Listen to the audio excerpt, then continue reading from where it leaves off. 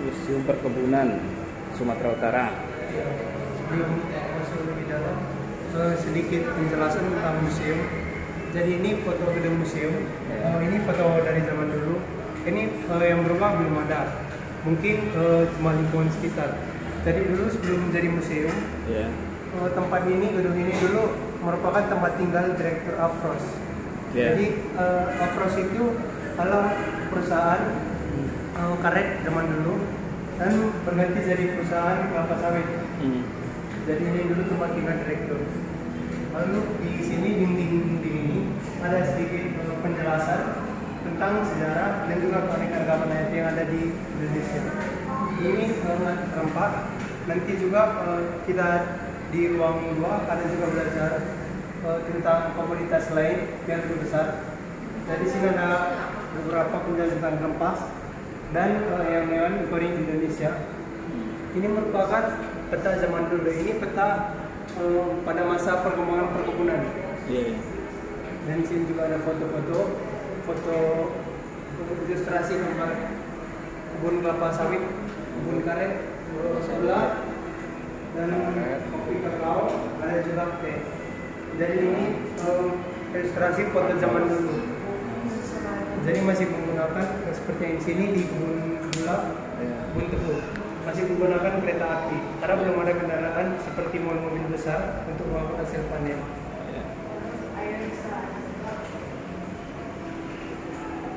Lalu di sini ini ada game namanya Minecraft. Jadi di dalam game ini nanti kita mau eksplorasi tentang perkebunan. Yang mulai dari kebun lada sampai kebun sawit.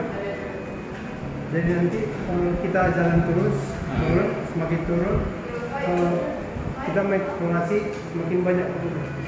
Yang terakhir itu kebun sawit. Jadi dibuat seperti game ya.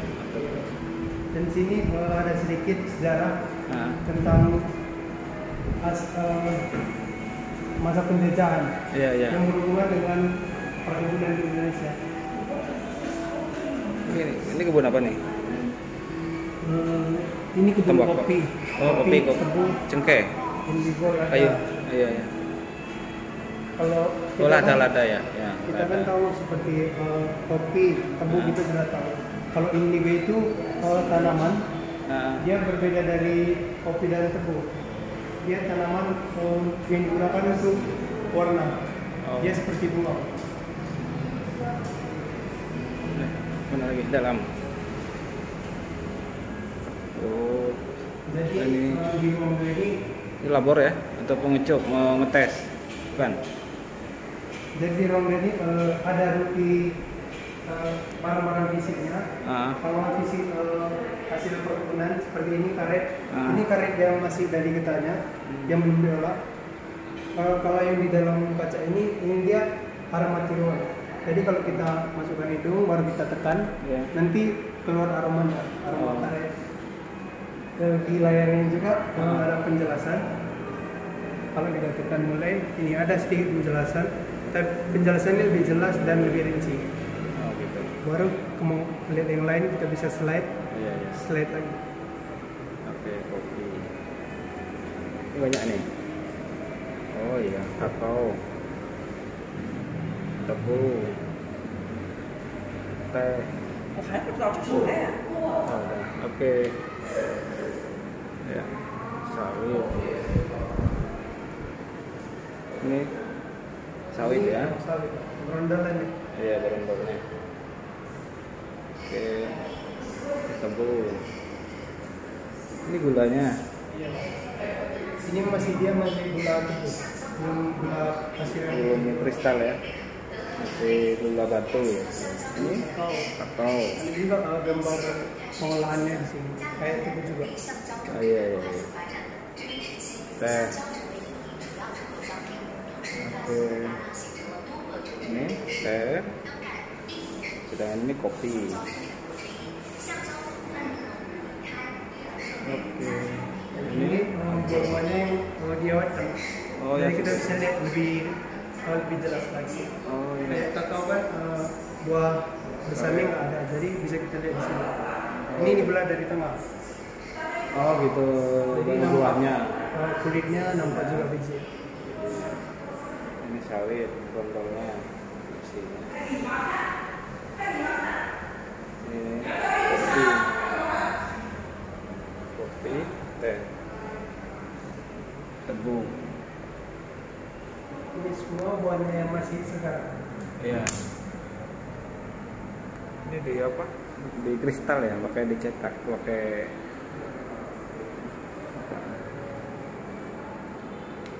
Ini di dalam. Ini ruang 3 namanya ruang tembakau. Ruang Jadi ini tembakau, semua pembahasannya tentang tembakau ini. Mulai dari perkembangannya Nah, sampai bentuk desain bentuk jadi apa. ini rumahnya, Jadi rumah itu pengeringan. rumah bangsa. Iya, pengeringan daun ya. Iya. Coba ini petanya, peta ini zaman dahulu. Oke, ya kita. Oh ini sejarahnya perkebunan zaman kolonial. Itu Oh ini contohnya. itu dari Jerman. Ini duplikasi ya, Iya, ini hasil pelelangan. pelelangan. Jadi disumbangkan ke Museum Perkebunan Indonesia.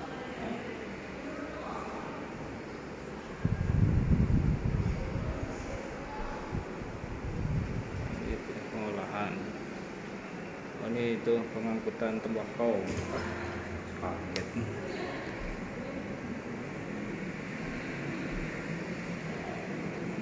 Pengangkutannya pakai diesel, pakai traktor. Ini itu ya. Oh ini bangsalnya. Sama yang tadi, tapi ini di atasnya terbuka. Dan kita bisa lihat dari atas, isinya seperti apa.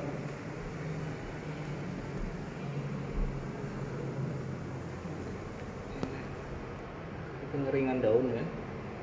Pengeringan daun tembakau. Itulah. Oh ini pengemasannya. Ini balnya Bal. yang mau di kirim ke luar negeri. Iya, Jadi iya. beratnya itu sekitar 80-an sampai 90-an. Kalau harganya 500-an juta. Iya, iya. Ini linting meja linting. Oh, sekedar untuk meja linting aja. Ya, ini lagi. Ini sepeda antik. Sepeda zaman dahulu kala. Terus mana lagi? Ini lagi dulu. Di sini. Nah. Ini ada beberapa foto zaman dulu juga. Ah, ah. Ini fotonya foto tentang perkebunan semua. Iya.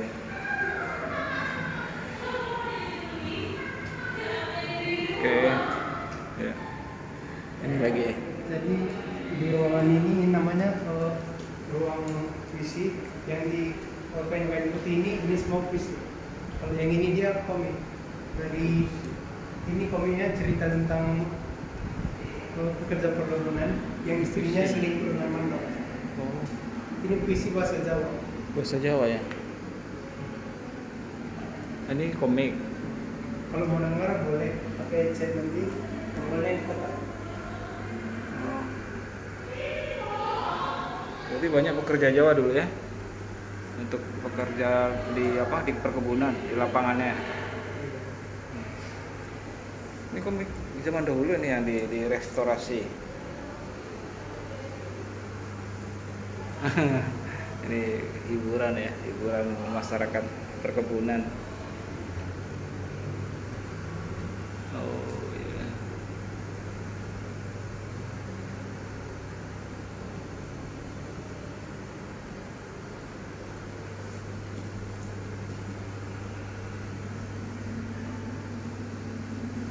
Di samping itu ringkasan dari komik.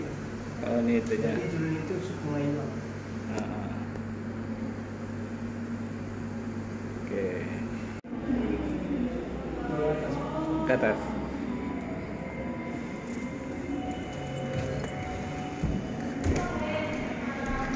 Apa ya dari luar? Kalau ini piramid isinya beberapa zaman dulu. Ini dengan sapi.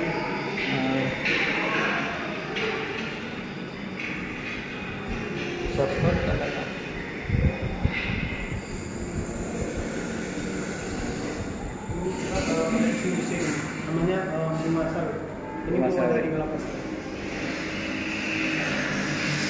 bunga jantan, bunga betina. Oh gitu ya.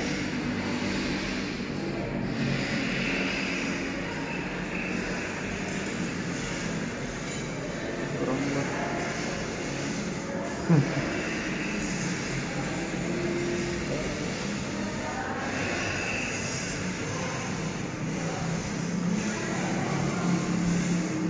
Bedos pakai sepeda. Oh ini sepeda. Ada dulu.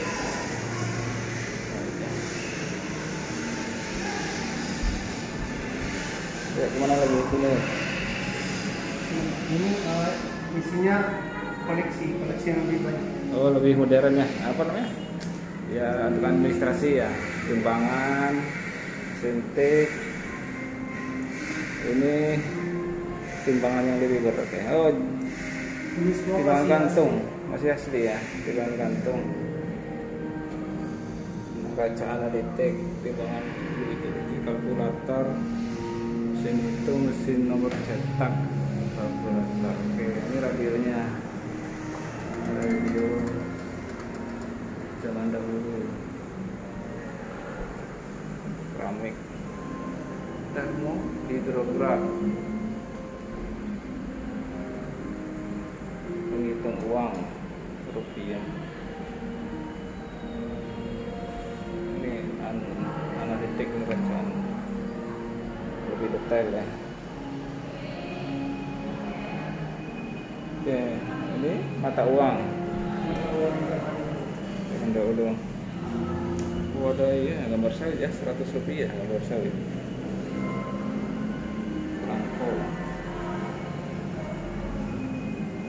Terus ini token perkebunan. Jadi setiap perkebunan itu punya token yang berbeda-beda.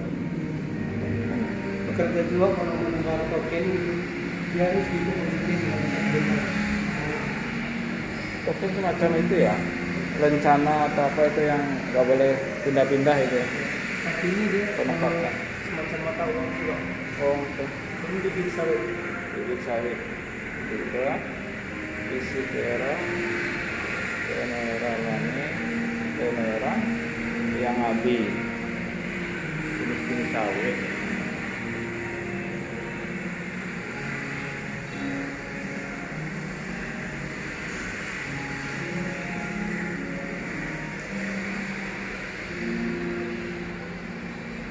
Ini hasil produk sawit ya, untuk sabun, untuk minyak goreng, kecantikan ada juga. Oh untuk ini buat coklat ya, coffee mix ternyata dari sawit. Ini minyak rambut apa minyak kecantikan, lotion. Oke. Ini ya pedosnya, pedos alat pemanen. Oke.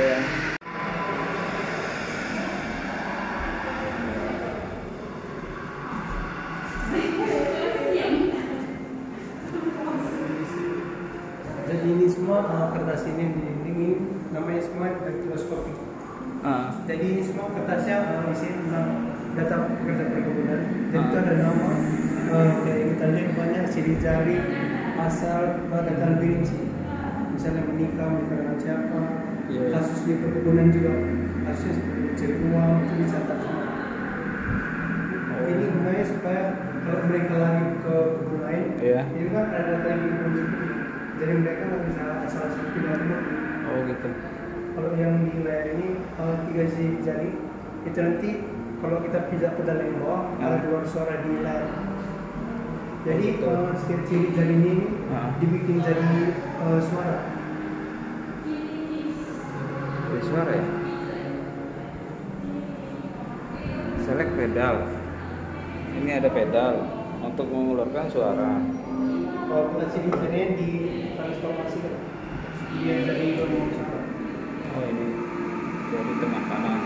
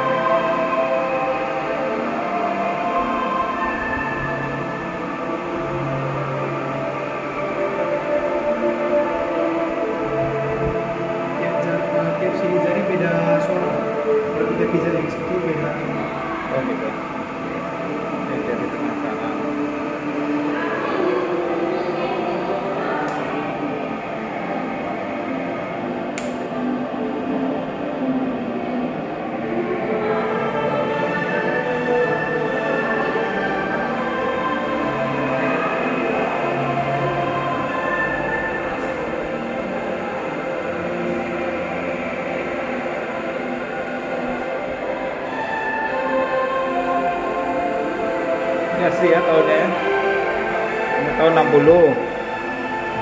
60 ini 63. Kapan Ini sih? yang termasuk baru-baru juga tahun 60-an, 60-an. Iya. Ada juga yang dia tahun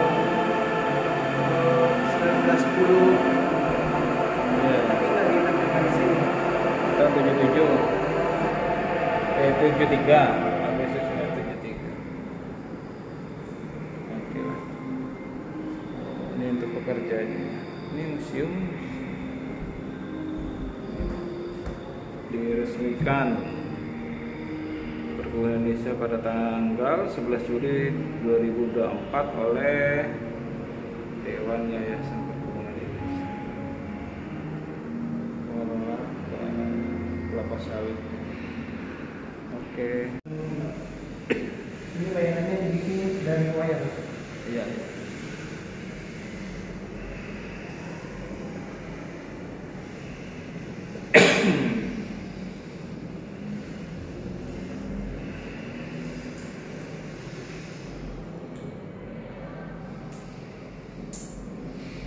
Tuh, nanti lagi peragian.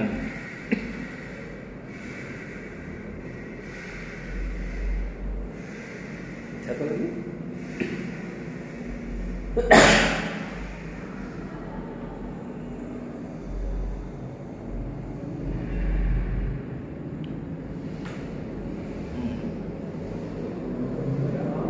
Hah?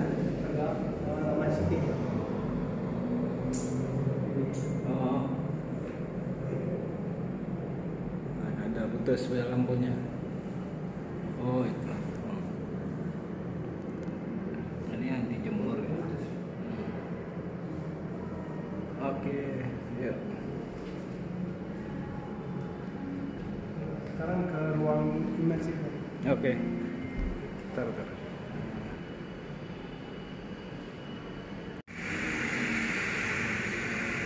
Ini gambar bercerita ya. Kayak pesawat yang di depan juga itu sebenarnya ada di jalan, tapi satunya nggak ada di sini. Oh, Itu dulu dipakai untuk menyiram tanaman di perkebunan. Tapi pesawat. menyaran ya. Itu bukan itu pemadam kebakaran bukan? Bukan ya. Untuk menyiram itu kekeringannya kemarau itu. Yaitu untuk menyiram tanaman untuk Menyiram tanaman. punya maskapai Delhi. Oh, maskapai Delhi.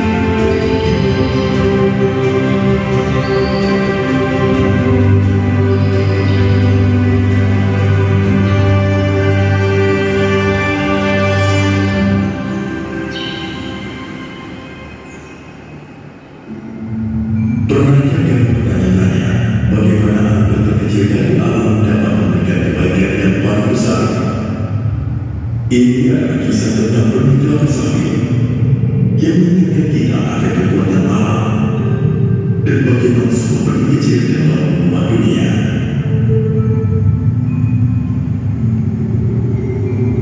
Benih-benih sapi dari Afrika menemukan rumah barunya di tanah subur Indonesia, tepatnya di Kebun Raya Bogor.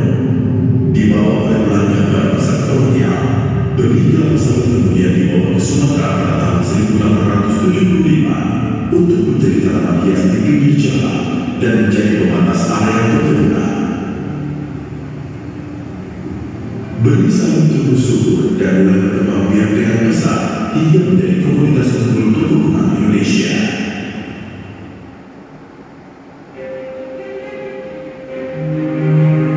Sebagai komunitas perkebunan Indonesia seperti rempah-rempah, kopi, teh, tembakau, tebu, kinam, karet, dan kelapa sawit telah menjadi tambang emas hijau bagi kolonial Belanda. Berdasarkan peraturan pemerintah pada tanggal 10 Desember 1957 menjadi titik awal terjadinya nasionalisasi perkebunan milik Belanda yang dilaksanakan pada tahun 1958. Sampai saat ini, tanggal 10 Desember diperingati sebagai Hari Perkebunan Nasional. Inilah sebuah tonggak sejarah yang menunjukkan kemampuan bangsa ini untuk mengelola usaha perkebunan sendiri, didukung oleh berdirinya LPP, Lembaga Pendidikan Perkebunan dan Institut Pertanian Stipa, ISTIPA, yang berhasil mendidik sumber daya manusia yang mumpuni.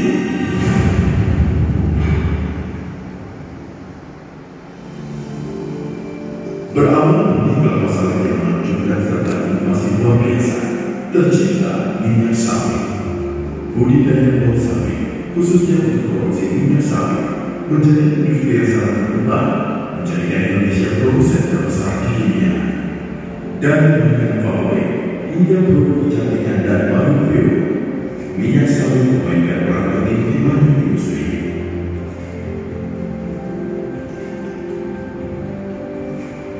Saat ini, perkebunan kelapa sawit terbesar berada di Provinsi Sumatera Utara, Riau, dan Kalimantan. Tingginya berkaitan dengan produk turunan kelapa sawit telah menimbulkan berbagai tantangan terhadap alam dan manusia.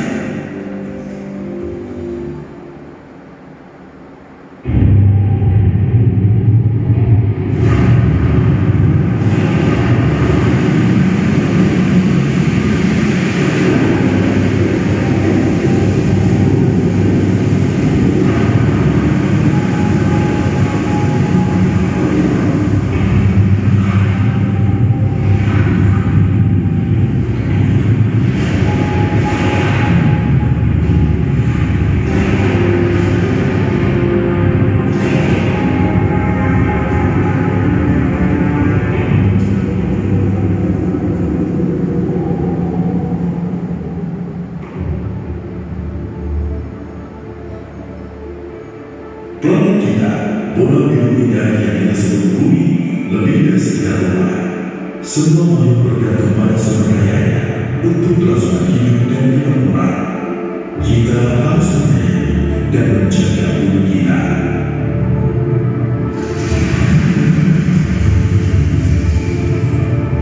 Bencana alam, perubahan iklim, dan polusi hanyalah beberapa contoh berbagai ancaman terhadap planet yang menolong kita.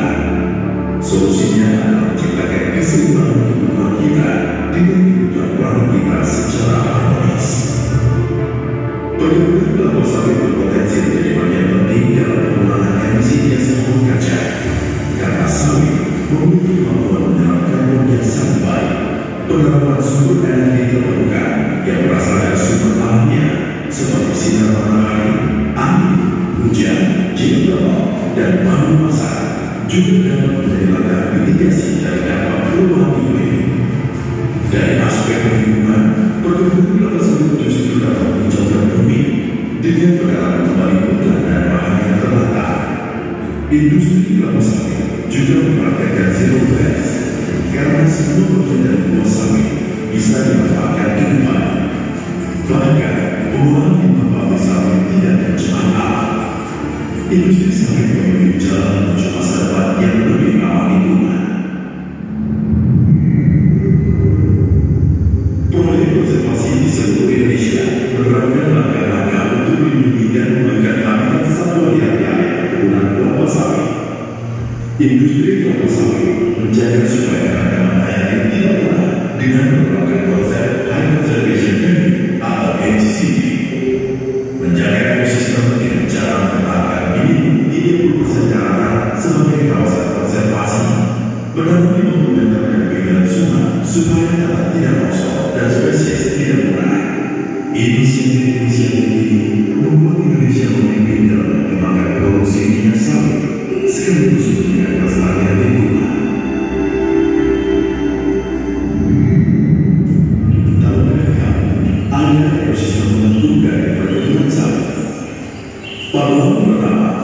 serangkaian bentuk, yaitu kubah membantu penyambutan bunga kelapa sawit.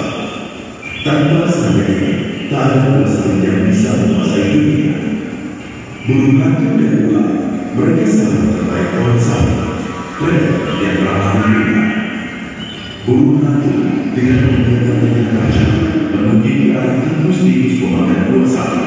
Sementara ular diam-diam berpatroli di perkebunan berburu tikus yang membandel. Selain tikus, makhluk unik yang ada dengan kelapa sawit adalah kumbang badai. Kumbang badai ini adalah wujud dan bakal daun muda yang membuka lalu saja dengan aktif sehingga dapat mematikan pertumbuhan pohon sawit. Para terus berinovasi untuk mengendalikan kumbang pemakan daun ini sehingga terus menjaga industri minyak sawit berkelanjutan.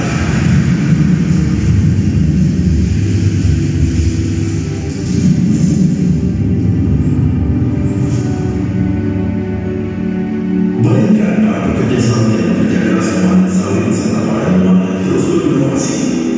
Sementara kita menikmati hasil tanpa bersusah payah. Manusia sebagai individu mampu untuk membuat perbedaan.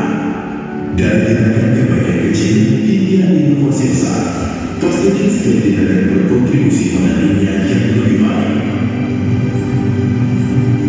Industri kelapa sawit telah meningkatkan kualitas hidup masyarakat lokal, membuka ruang pendidikan, layanan kesehatan, dan masa depan yang lebih cerah bagi banyak keluarga. Industri ini juga berperan membangun infrastruktur jalan dan jembatan yang bisa digunakan kepentingan umum. Karena perkebunan kelapa sawit tumbuh pasar, pusat perdagangan dan kegiatan pendukung lainnya. Secara otomatis memicu perkembangan ekonomi lokal pada daerah sekitar perkebunan sawit.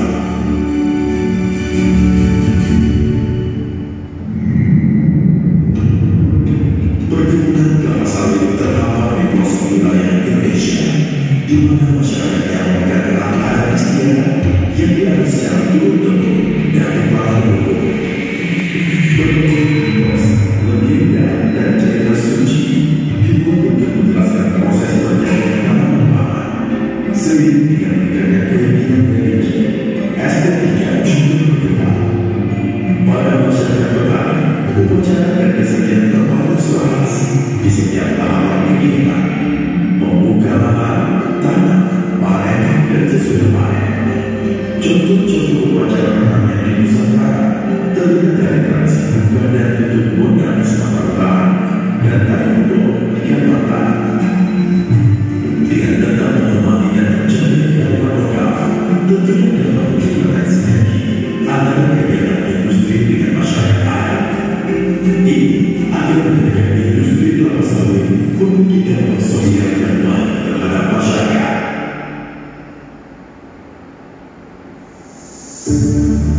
Profit, kekuatan pendorong di balik banyak keputusan, namun ada hal yang menunjukkan profit dan keberlanjutan bisa hidup berdampingan.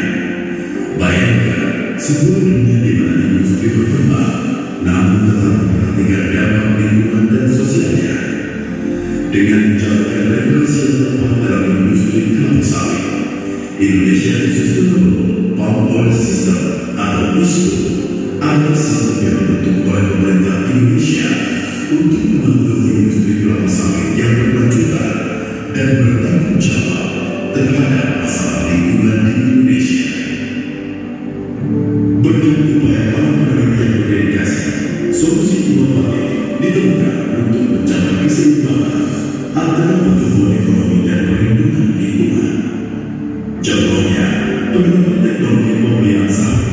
Varietas unggul benih sawit diperoleh dari hasil persilangan murah sebagai benih betina dan Visifera sebagai benih jantan yang akan menghasilkan varietas unggul daerah. Karakter unggul varietas kelapa sawit dapat dilihat dari mutu genetis, potensi hasil tinggi, mutu fisiologis, daya tubuh, dan mutu morfologis, keseragaman dan higienitas benih. Benih unggul daerah merupakan reproduksi dari persilangan terbaik dari kebun pengujian organik yang ada di kebun percobaan. Benih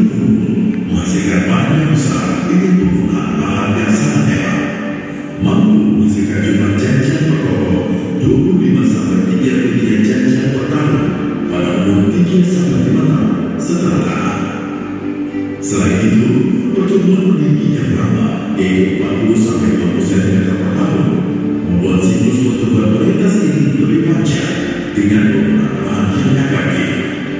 Dengan penelitian dan penerapan agricultural practice akan menghasilkan jenis kelapa sawit yang lebih toleran dan ancaman jenuh dari lemak dan perubahan iklim.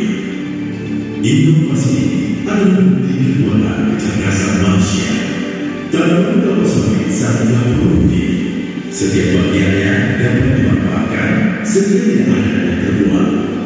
Banyak produk turunan yang dihasilkan dalam proses produksi dan pengolahan minyak kelapa sawit dapat berubah menjadi sesuatu yang bermanfaat, seperti energi dan makan ternak, sehingga menjadikan kelapa sawit salah satu komoditi perkebunan yang sangat menguntungkan. Zero waste.